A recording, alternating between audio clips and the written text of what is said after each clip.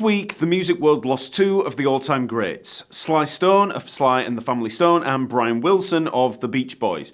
I'll be releasing a Beach Boys lesson next week in memory of Brian, but this week, let's take a look at a classic bass line from Sly and the Family Stone played by the legendary Larry Graham. Sly and the Family Stone are one of my favourite bands, and Larry Graham is obviously one of my favourite bass players. As a young bass player, I bought the Greatest Hits album on vinyl, I learned the whole thing, note for note, and played along to it over and over and over again. The songs are beautifully written, the groove is consistently amazing, and the whole Sly catalogue is a masterclass in bass playing and bassline creation, from the beautiful simplicity of Everyday People through to the revolutionary slap line of Thank You and the Bobby Vega plectrum funk of I Get High on You. It's all essential listening and learning for every bass player. So today let's take a look at a Sly bass riff with some serious drive.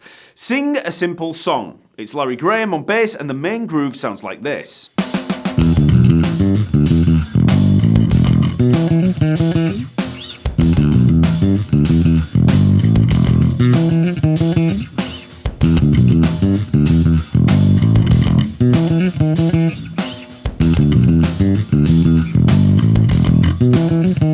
So this is in E minor, it's about 96 beats per minute, and as always the tab and track are there over at the Talking Bass website, so go check that out to play along. So in terms of the notes, we begin with, so we've got E, D, B, so we're coming down 7th and 5th frets on the A string, down to 7th fret on the E string.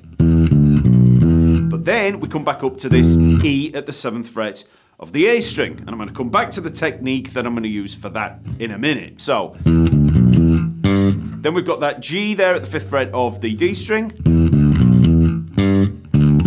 then D to E, 5th to 7th frets on the A string. Then we drop down to the E string 4.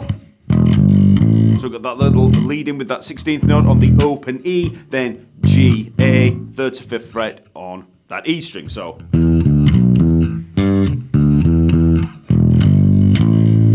Then we've got two 16th notes on that open E string. Then we jump up. So that's going to be B up to the E, 9th fret on the D string, and then the G string. Then we've got D sharp to E, which is a little bit of an odd move, so that's 8th to the 9th fret on the G string, so. And that's the whole riff, so very slowly. 3, 4.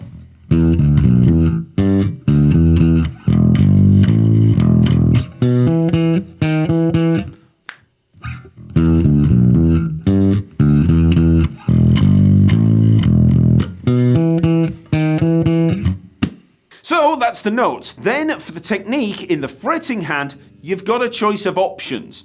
So what you can do is just use the 3rd finger and 1st finger, so the ring finger and the index finger. You know, and you can come in from that kind of angle, you know, a very kind of laid back way of playing.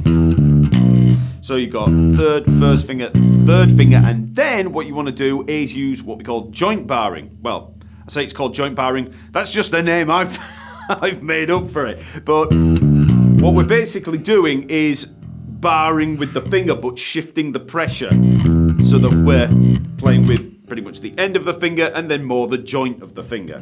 So if you play with that 3rd finger, you can then kind of rock it across to take pressure off the E string and move it onto the A string.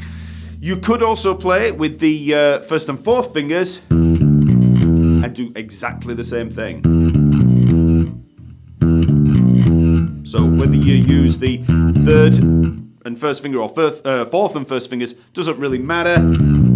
And you can also play parallel to the frets or diagonally across. You know, it doesn't really matter as long as you get the notes right. Then when we drop down to the G and the A on the E string, you can use the 1st and the 4th fingers. You could use the 1st and the 3rd fingers, but in terms of the actual, you know, position of the hand, it's probably easier with the 1st and the 4th fingers. But then when you jump up after the low E, you can use the 1st finger to bar using joint barring again for that 9th fret D to G string. See how I'm moving the pressure from one string to the other, so you don't have to start using 2 fingers. So just a lot more efficient. Then it's just first and second fingers for the D sharp to the E. Then for the picking hand, you want to lead with the first finger. So you can use alternate picking, so at each point, so when I move down to the E, start with that first finger again, and then when we jump up, you got the 2 E's again, first, second, and then jump up again, first, second. So each time, for each grouping,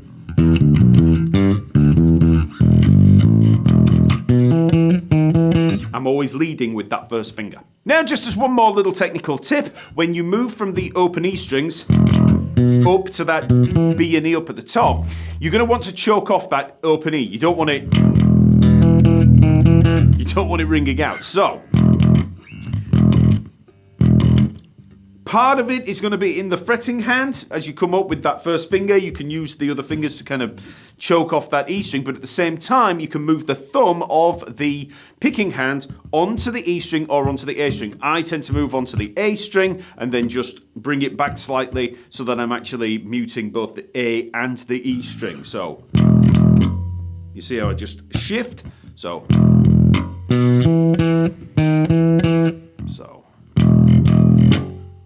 I instantly bring the thumb down as I'm moving to play the B there at the 9th fret. So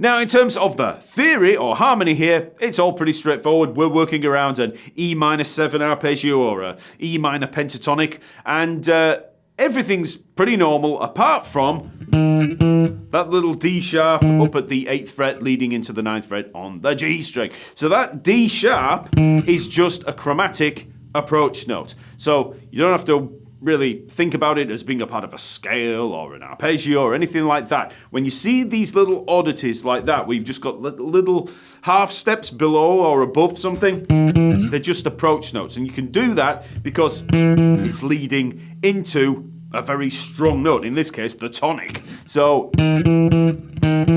you know, if you were going to place that alongside the D as well,